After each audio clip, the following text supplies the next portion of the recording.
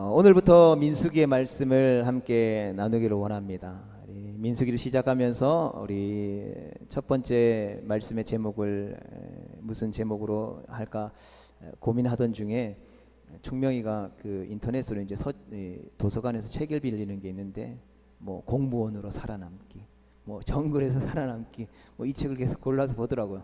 그래서 보면서 이거 제목하면 되겠다 싶어서 그 제목과 이 민수기의 말씀이 탁 맞아 떨어지는 것 같아서 광야에서 살아남기라는 제목을 정해봤습니다. 민수기 말씀은 광야에서 우리 제목처럼 신앙인으로서 살아남기라고 할 수 있습니다. 그리고 출애굽 후 둘째 해 둘째 달 첫째 날에 여호와께서 신의 광야 해막에서 이 모세에게 말씀하실 때부터 바란 광야 그리고 여리고 맞은편 모압 평지에 이르기까지의 내용을 담고 있습니다. 민수기의 말씀을 장소의 구분에 따라서 구분해 보면 다음과 같습니다. 첫 번째 공간은 신의 광야입니다. 출애굽 이후에 3개월이 되던 때에 신의 광야에 이스라엘 백성들이 장막을 쳤고 그곳에서 우리가 잘 알고 있는 것처럼 십계명인 시내산 언약을 체결하게 되죠. 그곳에서의 8개월이 출애굽기 레위기의 내용의 말씀이라면 율법을 받은 지 8개월이 지난 시점 곧 출애굽한 둘째 해 2월 1일부터가 바로 민수기의 내용이라는 것이죠. 그래서 이 신의 광야에서의 기간은 출애굽해 둘째 해인 2월 1일부터 20일까지입니다. 그리고 두 번째 공간은 바란 광야입니다. 2월 20일에 성막 위에 구름이 떠오르며 백성이 구름을 따라가다가 바란 광야에 장막을 다시금 세우게 되죠. 이곳에서 이스라엘 백성들은 가나안의 정탐꾼을 파송하고 그때의 불순종으로 인해서 광야 40년의 생활이 시작되게 되죠. 그리고 세 번째 공간은 모압 평지입니다. 광야의 40년은 이스라엘의 아버지 세대와 아들 세대가 중첩되어 있음을 의미하는 기간이죠. 즉 출애굽한 1세대와 광야 40년을 통해서 태어나고 자라난 출애굽 2세대가 함께하는 시공간이라는 것이죠. 가나안 정탐에서의 출애굽 1세대의 불순종으로 인해서 광야 기간 동안 여호수아와 갈렙을 제외한 당시 20세 이상의 출애굽했던 1세대 모두가 죽임을 당하게 되죠. 모압 평지에 왔을 때에는 출애굽을 알지 못하는 출애굽 이제 2세대만 남아 있었기 때문에 그곳에서 계명과 규례들을 다시 받게 되죠. 그래서 광야 40년이 끝날 무렵 그들은 모압 평지에 진을 치고 계명과 규례를 다시 받게 되죠. 그들에게 출애굽의 의미와 가나안 땅에서 어떻게 여호와를 섬겨야 할지를 재교육한 후에 언약을 새롭게 갱신하고 체결한 것이 바로 내용이 우리가 새벽마다 요즘 살펴보고 있는 신명기의 말씀입니다. 출애굽 1세대가 하나님과 맺은 언약이 모세가 시내산에서 계명을 받아 체결한 시내산 언약이라면 출애굽 2세대가 이 모압 평지에서 하나님과의 맺은 언약과 규명을 설명하고 체결한 것이 바로 모압 언약이라는 것이죠. 이스라엘 백성들이 40년간 머물렀던 공간을 광야라는 공간을 생각하며 그 공간에서 선포되어졌던 하나님의 말씀을 기록한 민수기를 광야의 책으로 부를 수 있는 이유가 되는 것이죠. 그렇다면 왜 광야일까요? 광야라고 생각하면 물이 없고 메마른 땅, 가시덤불이 바람에 날리는 쓸쓸하고 외로운 곳, 사람이 살 수 없는 죽음을 연상시키는 장소가 바로 광야죠. 이런 곳에서 살아가면서 영적인 싸움을 수행하는 이스라엘은 세상의 방식이 아닌 하나님 중심의 신앙으로 싸워 나가야 하는 것입니다.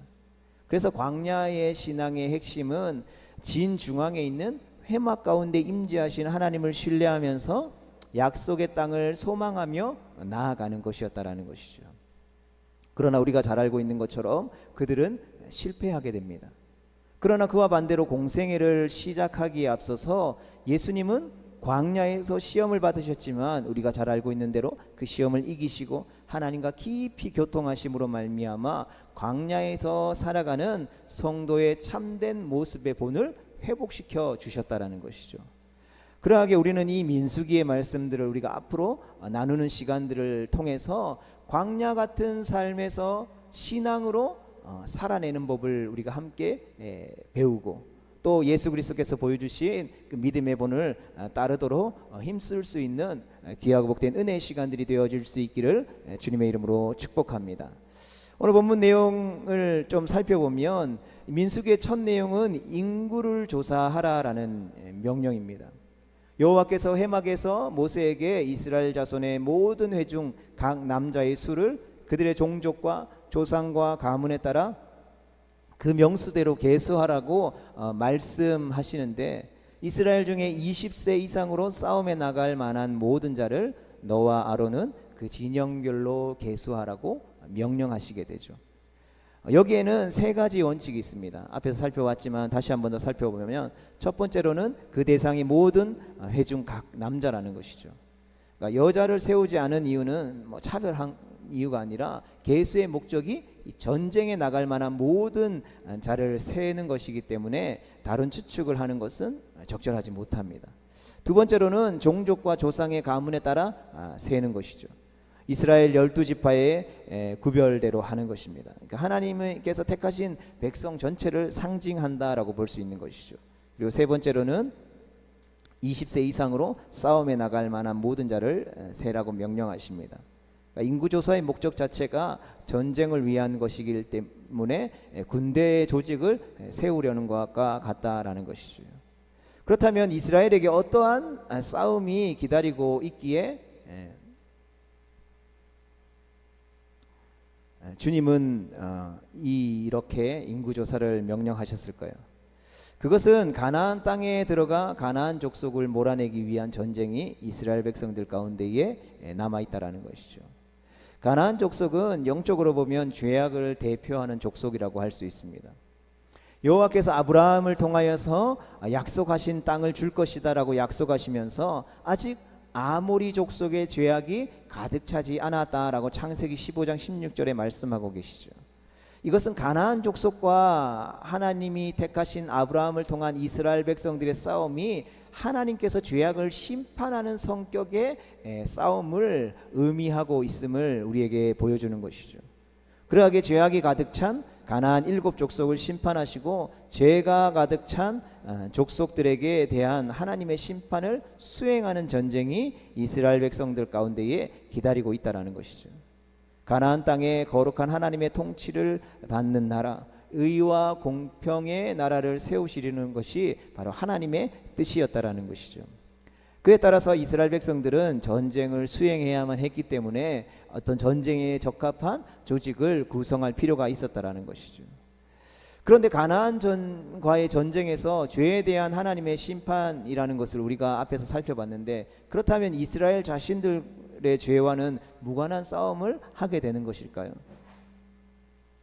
가나안과의 전쟁이 죄를 몰아내기 위한 것이라면 당연히 이스라엘 자신들 안에 있는 죄를 제거하는 내면적인 영적인 전쟁도 포함되어 있다는 사실을 우리는 기억할 수 있어야 할 것입니다. 그러니까 가나안이라는 외부와의 전쟁, 이면 육적인 전쟁이지만 그 이면에는 우리 안에 있는 죄와의 싸움, 곧 영적인 전쟁이 포함되어 있다는 것을 우리가 간과해서는 안 된다는 것이죠. 그래서 이스라엘과 가나안 족속의 싸움이지만 개인적으로는 자신과 죄와의 싸움인 것입니다. 교회를 정의할 때에 항상 전투하는 교회라는 표현을 쓰기도 합니다. 이것이 의미하는 것은 내적인 영적인 전쟁을 의미하고 있는 것이죠. 세상은 혈과 육신의 싸움을 하지만 교회에서는 어떤 싸움을 한다는 것입니까? 의와 공평의 싸움, 하나님의 나라를 이루기 위한 영적 전쟁을 하는 곳이다라는 것이죠. 전신갑주를 입으라는 에베소 교회를 향한 사도 바울의 권면은 죄를 제거하고 성령으로 말미암아 하나님의 복된 다스림을 받는 교회와 성도가 되기 위한 영적인 무장을 해야 한다라는 것이죠. 이처럼 죄와의 싸움은 바로 거룩을 위한 영적인 싸움이라는 것입니다. 평범한 환경 속에서 싸움이 아니라 척박하기 그지없는 광야라는 환경에서의 싸움이라는 것이죠. 광야라는 모든 것이 부족한 상황에서 사람들 사이에 일어나는 부대낌은 그야말로 전쟁과 다를 바가 없을 것이라는 것이죠. 광야라는 척박한 환경에서 혹독하게 연습하고 훈련시키는 것이 바로 거룩이라는 것이죠. 죽음의 땅을 연상시키는 광야에서의 피부에 와닿는 싸움은 생존이 가장 관심사일 것 같죠. 그러나 우리 민수기 말씀을 앞으로 쭉 살펴보다 보면 하나님께서는 이스라엘 백성들에게 생존하는 것, 그 척박한 광야 땅에서 너희가 살아남아야 돼, 이것을 말씀하시는 것이 아니라 그 척박한 아무것도 의지할 수 없는 생명이 없어 보이는 그곳에서 하나님의 거룩을 요구하고 계시다라는 것이죠. 즉 하나님은 이렇게 이스라엘 백성들 가운데 그 광야에서 말씀하시는 것이죠. 나 여호와가 너희가 먹고 자고 생활하는 너희의 삶을 생존을 책임질 테니 너희는 먼저 그의 나라와 의를 구하라. 너희는 거룩하게 나를 신뢰하고 나를 따르라 라고 말씀하고 계시다라는 것이죠. 바로 이 점은 전쟁 같은 일상을 살아가는 우리 그리스도인들이 깊이 묵상해 보아야 할 부분인 것입니다. 성도 여러분, 교회는 거룩을 위해 부름받았습니다. 치열한 영적 생사의 전쟁에서 하나님이 요구하시는 거룩은 거룩을 추구하는 복된 성도들이 되어질 수 있기를 주님의 이름으로 축복합니다.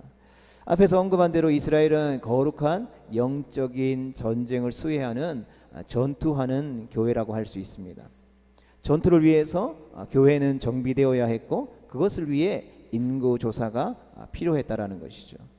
하나님께서는 인구조사의 구체적인 방법 또한 제시해 주십니다. 하나님의 거룩을 이루기 위해서는 철저하게 하나님의 것들로 하나님의 말씀으로 삶을 채우는 것이 중요하다라는 것을 이 민수기의 시작, 그 광야에서 살아남기 위한 거룩의 싸움을 싸워가는 그 시작점에서 말씀해 주고 있다라는 것이죠. 각 지파의 각 조상의 가문에 우두머리 한 사람씩을 세워 이제 계수하게 하십니다.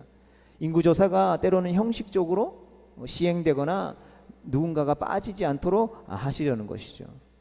때로는 싸움이라는 것 자체에 거부감을 느껴서 도피하는 자도 있을 것이고 또 예외 판정을 받기 위해 속이는 사람들도 있겠죠. 은근히 자기 이름을 빼고 숨기려는 사람도 있을 거고 하나님의 일을 부담스럽게 여기거나 게으르고 요령을 피우는 자들도 있었을 것입니다. 오늘날과 별반 다를 것이 없겠죠. 그러나 하나님의 명부에는 한 사람도 예외가 있을 수 없다라는 것을 하나님이 철저하게 말씀하고 계신 것이죠. 따라서 하나님께서는 그 지파를 잘 아는 대표자들을 통해서 그 지파의 숫자를 세도록 하셨다라는 것이죠. 모세와 아론은 지명된 사람들을 데리고 온 회중을 이제 모아서 계수를 시작합니다. 그들이 각 종족과 조상의 가문에 따라 20세 이상인 남자를 자기 계통별로 신고함에 여호와께서 모세에게 명령하신 대로 되었다라고 18절과 19절에 기록하고 있죠. 여호와께서는 이스라엘 백성들에게 인구조사를 명령하셨고 모세는 명령대로 순종했다라는 것입니다. 각 지파를 계수한 후에 20세 이상으로 싸움에 나갈 수 있는 이스라엘 사람들의 총 숫자를 보니까 60만 3,550명이었습니다. 가장 많은 숫자를 가진 지파는 유다 지파죠. 7만 4,600명. 맏형인 루벤의 지파가 가장 번성했을 것 같은데 유다 지파가 가장 많이 받았죠. 세상의 논리와 세상의 이치로 보면 당시의 이 족장 시대에 가장 맞은 루벤 지파가 가장 번성해야 하는 것이 세상의 원리였습니다. 그런데 창세기 49장에 야곱이 이제 생을 마감하면서 자신의 자식들을 축복할 때에 유다를 향하여서 너는 내 형제의 찬송이 될지라라고 축복하죠. 육적인 장자는 루벤이었지만 영적인 장자는 유다였다라는 것입니다. 그래서 하나님의 말씀하신 대로 유다가 더 큰 축복을 받게 되는 것이죠. 20세 이상 남자만 60만 명이 넘었지만 당시 이스라엘 인구는 적게는 4배, 많게는 6배 이상 정도 한다라고 할 수 있죠. 오늘날로 치면 200만 명에서 300만 명을 아우르는 수많은 인구잖아요. 야곱의 12아들을 통한 이 기하급수적인 인구 증가를 때로는 연구하는 학자들이 의심하기도 합니다. 어떻게 그 광야라고 하는 척박한 환경과 삶의 수준을 고려하면 이렇게 인구가 증가하는 것이 기적인 것이 틀림없다라는 것이죠. 그러나 이것은 우리가 잘 아는 대로 하나님께서 하늘의 별과 같이 바다의 모래와 같이 너의 자손을 많게 하겠다라고 약속하셨던, 아브라함에게 하셨던 그 약속이 성취되었다라는 증거라는 것이죠. 또 레위 지파는 47절에 보면 계수하지 않는 것을 보게 됩니다. 그들은 증거의 성막과 모든 기구와 부속품을 관리하고 운반하고 봉사하는 일을 하기 때문이죠. 이 성막을 섬기는 일로 구별된 지파이기 때문입니다. 싸움을 하러 나가는 다른 지파와는 달리 레위 지파의 역할은 하나님의 증거의 성막을 섬기는 일이었죠. 그러니까 하나님을 섬기는 그 일이 그들의 싸움이고, 성막이 바로 영적인 전쟁의 현장이었다라는 것이죠. 그래서 레위 지파가 싸우는 싸움의 성격을 보여주는 명령이 바로 성막을 세울 때의 51절 말씀처럼 외인이 가까이 오면 죽일지며라는 말씀입니다. 여기서 외인은 세속적인 사람, 특별히 부름받지 않은 일반 사람을 의미하죠. 만약 외인이 가까이 와서 성막을 더럽힌다면 이스라엘 전체가 진노가 임할 것이기 때문이죠. 그래서 하나님께서는 외부인이 가까이 오면 쫓아내든지 막든지 하라고 말씀하시지 않고 엄격하게 죽이라고 명령하시는데, 그렇다면 그 이유는 무엇이겠습니까? 그것은 바로 하나님의 속성인 하나님의 거룩하심 때문이라는 것이죠. 부패가 섞여서도 안 되고, 거짓과 부정한 것이 하나님의 영광을 가려서도 안 되기 때문이라는 것입니다. 물론 우리가 부패한다라고 해서 하나님의 거룩을 손상시키지는 못하죠. 그러나 그것 때문에 하나님의 거룩하심과 영광을 때로는 가볍게 생각하고 경솔히 홀대하는 일이 생겨나는 것을 금지하기 위한 본보기라는 것이죠. 우리가 신앙생활을 하면서 어떤 면에서는 이런 부분들은 조금 타협하지 않고 조금 타협해서 열어주면 좋겠다라는 것들을 생각할 때가 있죠. 근데 성경은 절대 타협할 수 없다, 그것을 열어줄 수 없다라고 말하는 것을 보게 되죠. 그래서 이것만 열어주면 우리가 더 신앙생활 잘할 수 있고 더 교회도 잘 나오고 잘 섬길 수 있을 거다라고 생각하는데 그렇지 않다라는 것이죠. 성경이 우리에게 증언하고 있는 것이 무엇입니까? 우리는 선을 행할 능력이 없다라는 것이죠. 전적으로 부패하고 타락했다라는 것이죠. 우리 인간의 본성이 세상 사람들도 잘 아는 본성이잖아요. 서 있으면 앉고 싶고, 앉으면 눕고 싶고, 눕으면 자고 싶은 것이죠. 하나를 타협해서 열면 모든 것이 열려지는 것이죠.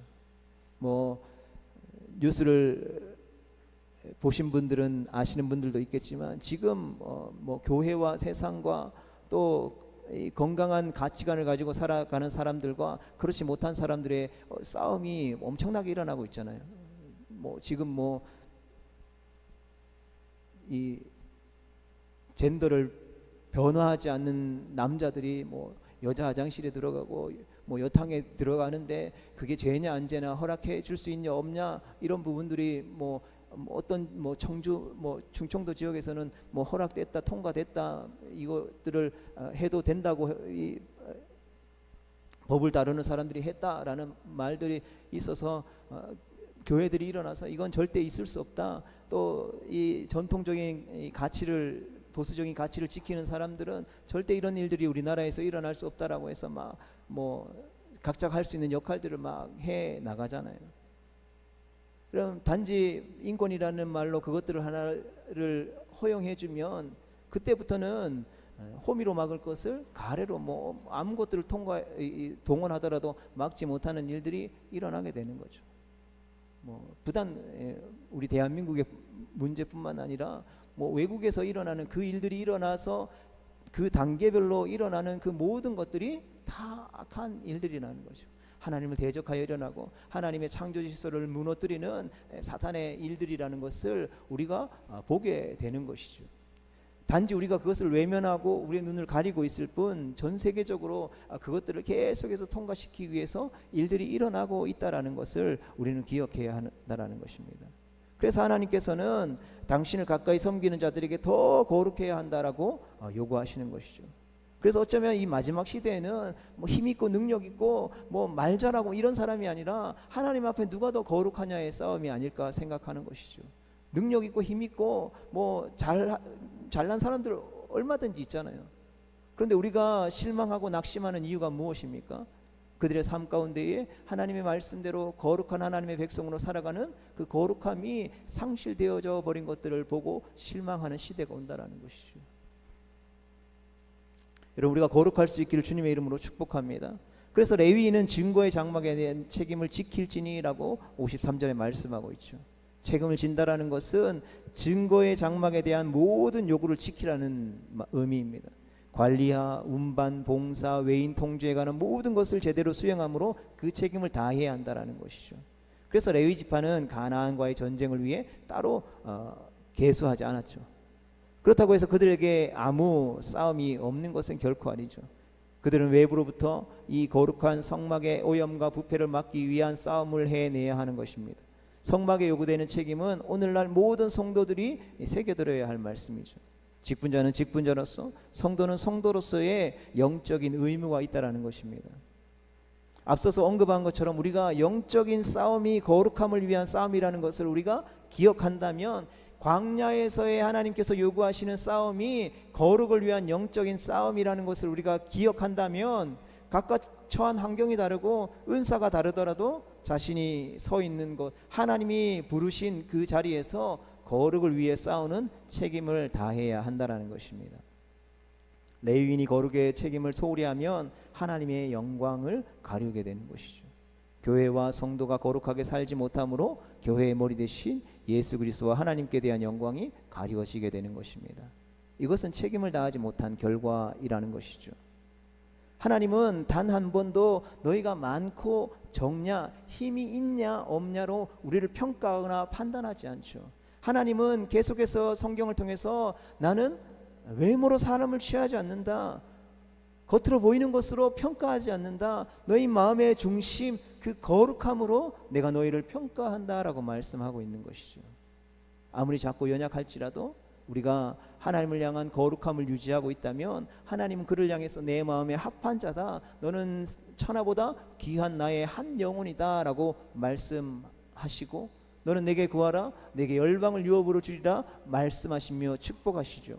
그러나 우리가 아무리 세상 가운데 높고 많고 넓어진다 할지라도 그 안에 하나님을 향한 거룩함이 없다면 하나님께서는 요한계시록의 말씀처럼 촛대를 내가 옮길 것이다 말씀하고요. 먼저 된 자가 나중된다 라고 말씀하시죠.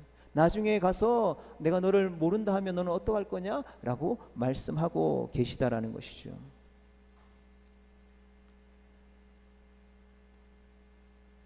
먼저 된 자, 하나님의 영광을 나타내야 할 자들이 죄에서 자유하거나 거룩을 완성한 자이기 때문에 남을 책망하며 바르게 살라라고 말하는 것이 아니라는 것을 우리는 기억해야 합니다. 오히려 우리가 더 열심히 죄와 싸워야 되죠. 그냥 신앙 좋게 믿음 좋게 살아가는 것으로는 이 마지막 시대를 견딜 수 없다라고 주님이 분명히 말씀하고 있죠. 성경은 우리에게 너가 열심히 신앙생활하고 싸우고 있어, 그러나 피를 흘리기까지는 싸우지 않았어. 마지막 시대에는 피 흘리기까지 싸우는 영적인 전쟁이 기다리고 있다라고 우리에게 말씀하고 있다라는 것이죠. 레위 지파와 제사장들이 거룩을 위해 싸우는 모범이 되어서 백성들에게 유익을 끼쳤던 것처럼 오늘날 우리들에게도, 먼저 믿은 우리들에게도 모범과 유익을 통한 하나님 영광을 나타내는 일들이 일어날 수 있게 되기를 축복합니다. 이스라엘의 거룩의 영적인 온도는 바로 제사장들과 레위인들의 거룩을 통해서 달아볼 수 있기 때문인 것이죠. 히브리서 6장 11절과 12절의 말씀을 우리 같이 좀 봤으면 좋겠습니다. 안 넘어가네요. 제가 읽어드리겠습니다. 우리가 간절히 원하는 것은 너희 각 사람이 동일한 부지런함을 나타내어 끝까지 소망의 풍성함에 이르러 게으르지 아니하고 믿음과 오래 참음으로 말미암아 약속들을 기업으로 받는 자들을 본받는 자가 되게 하려는 것이니라. 아멘. 성도 여러분, 말씀을 정리하면서 하나님의 일을 섬기려고 부르심을 받은 자들은 부지런함 속에서 수고하는 것이 정당한 것입니다. 책임을 다하라는 주님의 명령은 마치 우리의 힘과 열정과 성의로 할 수 있는 것처럼 때로는 여겨질 수도 있지만, 거룩하게 하시는 성령을 따라서 우리가 죄와 싸우는 것이라는 점도 우리가 결코 간과해서는 안 된다라는 것이죠. 그러하기에 실제로 거룩을 위한 싸움은 바로 성령 충만과 직결되어 있는 것이죠. 이것은 이스라엘이 가나안과 싸울 때에 하나님을 의지하느냐 의지하지 않느냐에 따라서 전쟁의 성패가 주어지는 것과 같은 원리라는 것이죠. 그러하기에 성도의 영적인 싸움도 철저하게 하나님을 의지하느냐에 달려 있다라는 것이죠. 그리고 그것이 오늘날 우리의 기도와 예배로 나타나게 된다라는 것입니다. 우리가 이스라엘 백성들이 출애굽한 이후에 하나님의 백성들로 계속 살아가는 그 과정과 삶 속에서 이 마주하는 싸움들 속에서 동일하게 이스라엘 백성들이 성공하고 실패하는 그 갈림길에는 하나님을 의지하느냐 하나님을 의지하지 않느냐, 하나님께 묻느냐 하나님께 묻지 않느냐에 철저하게 달려 있다라는 것을, 이스라엘 백성들이 이만한 무기들을 가지고 이만한 군사들을 가지고 전쟁에 나가서 승리했습니다라는 것을 성경이 우리에게 이야기하고 있지 않다라는 것이죠.